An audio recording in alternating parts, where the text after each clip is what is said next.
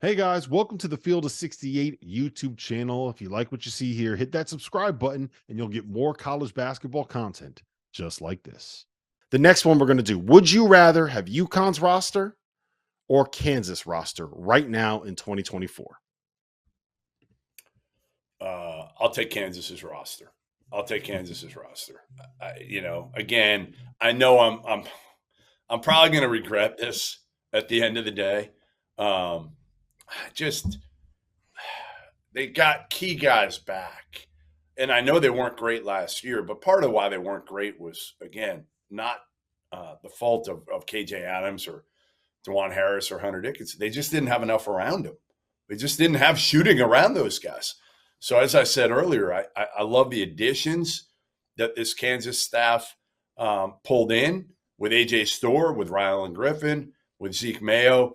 I think Big Flory Badunga is a beast when he wants to be. If he plays like I saw him a couple summers ago, I mean, he's only like 6'7", but he's got long arms, and man, can he get after it. You and I saw him a few times over the last couple summers, and defensively, and he's a guy that you don't have to run a lot for. He'll be great coming off the bench for them, giving them a different look. And I think, like, again, Marco Jackson, Zach Clements will help. UConn's roster is good, Rob. It's really good, but I'm still interested to see how this group, comes together, right? Like Aiden Mahaney, how is he under Hurley? Terrace Reed, he's good, but he's not as you call the Great Wall of Bristol. Like he's not even close to that. He's really good defensively, but Liam McNeely, can he be a freshman that adapts? They're going to need him to. Like if Karaban doesn't come back, like Liam McNeely can't come out of the gate slow. He's got to make shots as a freshman right away. That's a lot to ask. Yeah, well, if Alex Karaban doesn't come back, then there's no argument to make that UConn has a better roster. Like, as much as I want to put on my UConn tinted glasses, like, I think you would probably take 3 players on Kansas before you got to the first guy before the season, before you got to the first guy that you would take off of the UConn roster without Alex Karaban. With him back, though, here's the argument I would make.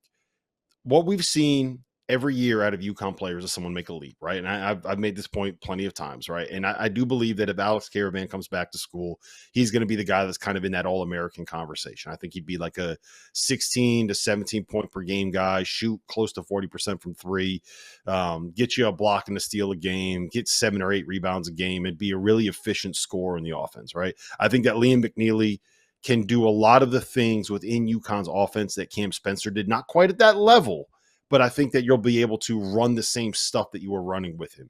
And I can squint and I can see Aiden Mahaney being able to function as like the late clock guy, kind of in a role similar to what Tristan Newton did this year. But the biggest thing is going to be where you see the leaps from the guys that are going to be sophomores and Samson Johnson specifically, right? You are going to need Jalen Stewart and Solo Ball to take a massive step forward this year. One of those 2 guys has got to be an all-conference guy. And I think both of them have to be, at least at the very minimum, double-digit per game scores, right? You got to have Jaden Ross take a step forward. You need Samson Johnson, who had moments where he looked unbelievable last year and moments where he looked like you couldn't put him on the floor against a good team and be able to be a competitor. Like he had really bad moments and really good moments. You got to find a level of consistency with him.